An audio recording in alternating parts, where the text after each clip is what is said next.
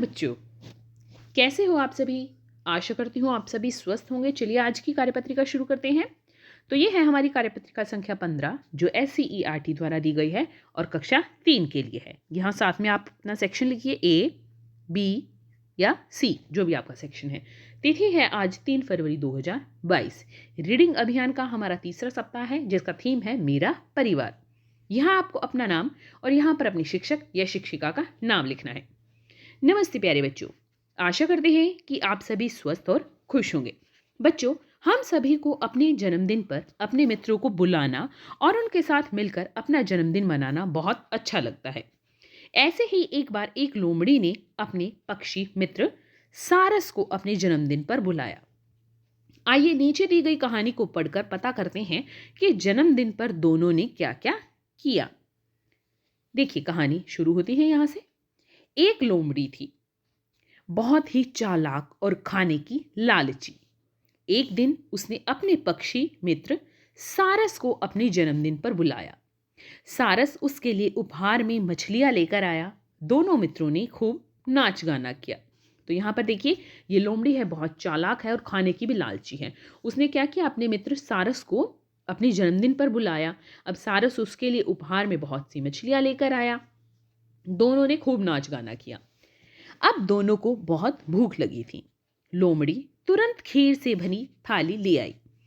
सारस अपनी चोंच से थाली की खीर नहीं खा पा रहा था और लोमड़ी ने अपनी जीभ से फटाफट खीर चट कर दी।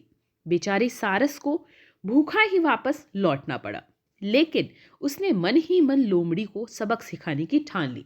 अब देखिए यहाँ पर चित्र में आपको दिख रहा है कि दोनों ने नाच गाना किया तो वो थक गए, उनको बहुत भूख लग गई। अब देखिए यहाँ पर क्या है, ये लोमड़ी फिर फटाफट क्या किया, इसने थाली में ये खीर लाई अपने लिए भी और सारस के लिए भी। अब लोमड़ी तो उसे फटाफट जो है खीर को चट कर गई, खा गई, लेकिन सारस की देखिए चोंच इस तरह से आगे से नुकीली है। अब वो जैसे भी थाली में इस तरह करेगा वो खीर नहीं खा पाएगा और उसे भूखा ही अपने घर पर जाना पड़ा। लेकिन उसने सोच लिया था कि मैं लोमड़ी को सबक सिखा कर रहूंगा, जो लोमड़ी ने मेरे साथ किया है। अब आगे देखिए, कुछ दिनों बाद सारस ने अपने जन्मदिन पर लोमड़ी को बुलाने की सोची। लोमड़ी ने सारस को उपहार दिया और नाच गाकर दोनों ने बहुत आनंद लिया। उसके बाद सारस सुराही में मीठा मीठा संतरे का जूस ले आया। सारस ने अपनी नुकीली चोंच से भरपेट जूस पिया, लेकिन लोमड़ी को भूखे पेट ही जाना पड़ा। अब देखिए कुछ दिनों बाद क्या हुआ, सारस का जन्मदिन आया। उसने क्या किया, लोमड़ी को अपने जन्मदिन पर बुलाया। अब लोमड़ी सारस के लिए उपहार लेकर आई। दोनों ने नाच गाकर दोनों ने आनंद लिया। अब उसके बाद सारस मीठा मीठा संतरे का जूस लेकर आया, लेकिन किसमें, सुराही में। अब सारस ने तो अपनी नुकीली चोंच से इसमें इस तरह से चोंच डालकर जूस पी लिया, लेकिन लोमड़ी इसमें से जूस नहीं पी पाई। तो लोमड़ी भूखे पेट ही लोमड़ी को जाना पड़ा। अब यहाँ पर देखिए कहानी खत्म होती है कि जैसा लोमड़ी ने सारस के साथ किया वैसा ही सारस ने लोमड़ी के साथ किया। आपको कहानी पढ़कर आनंद आया ना? चलिए अब इस कहानी का एक शीर्षक सोचकर लिखिए। अब देखिए, इस कहानी का शीर्षक तो आप अपने अनुसार कोई भी लिख सकते हैं। जैसे मुझे ऐसा लगा है कि कहानी का शीर्षक होना चाहिए जैसे को तैसा। जैसे को तैसा, कि जैसा लोमड़ी ने किया वैसा ही सारस ने भी उसके साथ किया। तो इस कहानी का नाम जैसे को तैसा ये हो सकता है। अगर आपको कोई और नाम भी लग रहा है तो मुझे कमेंट सेक्शन में जरूर बताइए कि आपने क्या दूसरा शीर्षक सोचा है, कि इसका कौन सा शीर्षक हो सकता है। प्रश्न 2, बच्चों आप अपने दोस्त के जन्मदिन पर उसे क्या उपहार देना चाहेंगे? उपहार का नाम लिखकर चित्र बनाइए। अब देखिए ये आपको स्वयं करना है कि आपके किसी दोस्त का मान लिया जन्मदिन है तो आप उसे क्या उपहार देना चाहेंगे, उस उपहार का नाम लिखकर आपको चित्र बनाना है। ठीक है, यहाँ पर देखिए कि आपको किस दोस्त का जन्मदिन हो उसे आप कौन सा उपहार देना चाहेंगे, उसका चित्र बनाना है और उसका नाम भी लिखना है। आओ बातचीत करें। प्यारे बच्चों, साथ दिए गए चित्र को ध्यान से देखिए। आपको क्या लगता है चित्र में दिख रहे लड़के, ये जो लड़के हैं और ये लड़की है, ये आपस में क्या बातें कर रहे होंगे? बच्चे क्या बातें कर रहे होंगे? अनुमान लगाकर उनके संवाद या बातचीत को ऊंची आवाज में बोलिए और अपने अध्यापक या अध्यापिका को बताइए। देखिए यहाँ पर ध्यान रखिए, आपको लिखने नहीं है इनके संवाद, ये सिर्फ आपको ऊंची आवाज़ में बोलने हैं, अपने अध्यापक या अध्यापिका को बताने हैं। तो आप ऑडियो रिकॉर्ड कीजिए, वॉइस रिकॉर्ड कीजिए और अपने अध्यापक या अध्यापिका के पास भेज दीजिए। ठीक है। अब देखिए यहाँ पर ये लड़की बहुत गुस्से में लग रही है और ये लड़की इस पर हंस रही है, ऐसा लग रहा है।